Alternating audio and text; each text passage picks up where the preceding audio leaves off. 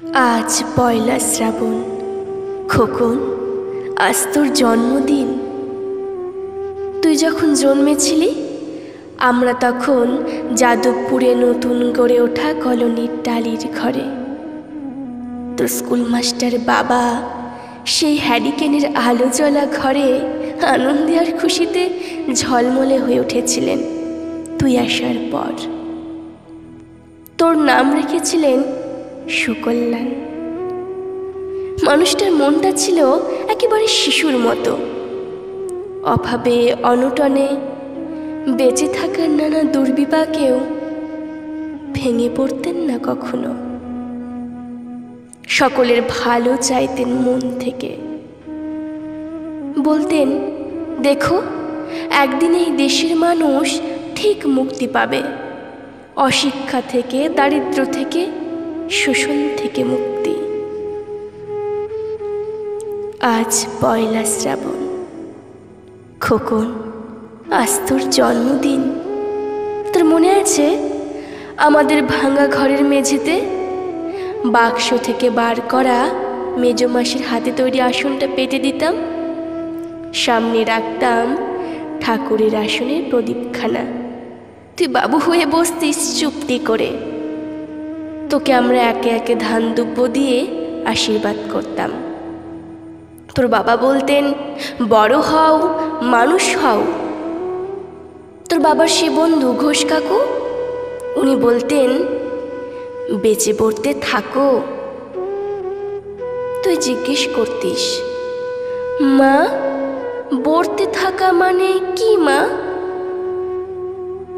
আমি বলতাম না কিছুই, শুধু ধান দুব্যই দিতাম আর মনে মনে বলতাম ঠাকুর ঠাকুর আমার খোকনকে মস্ত বড় মানুষ করে তুলো, ও যেন সত্যি মানুষ হয়, ওর জন্য কোনো বিপদ না হয় ঠাকুর।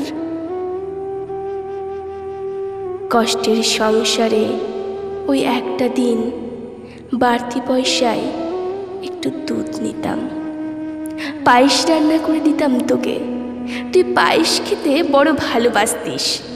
তোর বাবা বাস স্ট্যান্ডের সেই দোকান থেকে নিয়ে আসতেন তোর প্রিয় মিষ্টি ছানার গজা। সামান্য স্কুল মাস্টারিতে কি বা হয়, ঘরে বসে ছাত্র পড়িয়ে আসতো কিছু। দাউ দাউ অভাবের আগুনে সে রসদ পড়তে সময় লাগতো না।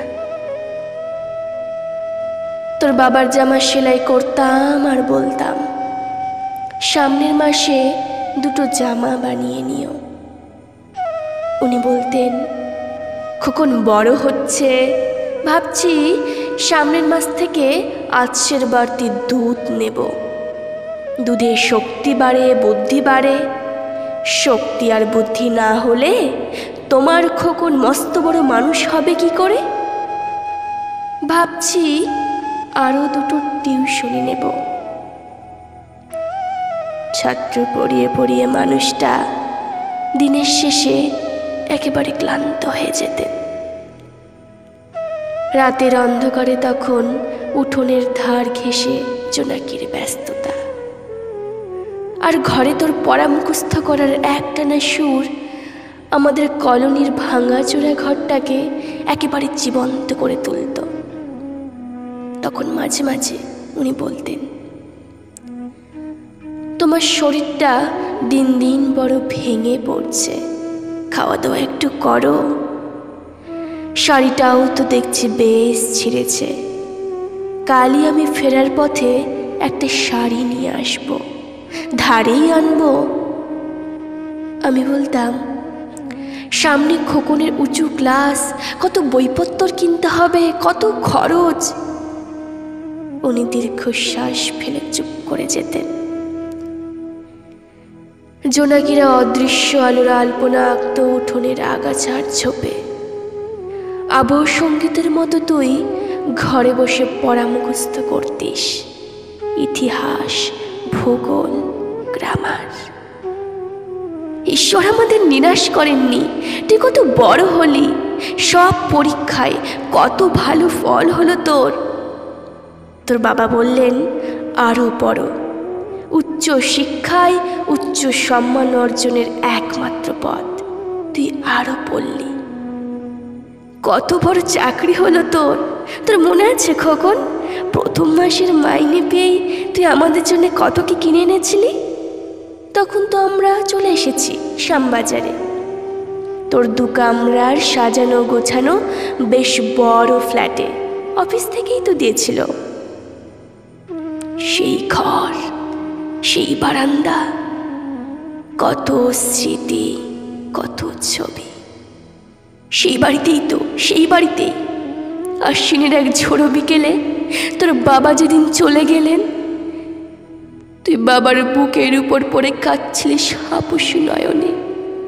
আরে সদ্য স্বামী হারা আমি সেদিন তোর ওই অসহায় মুখ দেখে আরো ভেঙে পড়েছিলাম। তোকে বুকে টেনে নিয়েছিলাম ছোটবেলার মতো, বলেছিলাম, কাঁদিস না খোকন, আমি তো আছি। আজ 1 শ্রাবণ, কলকাতা থেকে অনেক দূরে মফস্বলের এক বৃদ্ধাশ্রমে আমি একেবারে একা খোকন। তোকে বড্ড দেখতে ইচ্ছে করছে রে, তোকে, বৌমাকে আর ছোট্ট পিলটুকে। তোরা নিশ্চয়ই এখন সল্টলেকের মার্বেল বসানো সেই ঝকঝকে ফ্ল্যাটে। তোর বাড়িতে আজ নিশ্চয়ই খুব বড় পার্টি হচ্ছে, তাই না রে খোকন? অনেক লোকজন, হইচই, খাওয়া দাওয়া, খুব ভালো, খুব ভালো। আমার মনে পড়ছে যাদবপুরের ভাঙা ঘরের রাত্রিরে তুই আমার পাশে শুয়ে মাঝে মধ্যে হঠাৎ খুব ভয় পেয়ে জড়িয়ে ধরতিস আমাকে। আমি বলতাম, ভয় কি রে খোকন, যার মা থাকে তাকে কি ভূতে ধরে? তুই নিশ্চিন্ত হয়ে ঘুমিয়ে পড়তিস আমার বুক জুড়ে। তোর আধুনিক সংসারে এই বুড়িটার একটু ঠাঁই হলো না রে? প্রতিমাও তো মা, ওরও তো আছে আমারই খোকনের মতো কোলানো করা এক চাঁদের টুকরো। কিন্তু সময়ের কি আশ্চর্য পরিবর্তন। তুই বুঝি আর এখন পায়েস খাস না? না রে খোকন, তুই জানিস না খোকন, আজ সকালে আমি পায়েস রান্না করেছি। হ্যাঁ, তোরই পাঠানো টাকায়। সারাদিন এই পায়েসের বাটি সামনে নিয়ে বসে আছি রে, এখানে এই বৃদ্ধাশ্রমে। আমার একলা ঘরে আর কেউ নেই খোকন। তুই একবার আসবি খোকন, একবার, শুধু একবার।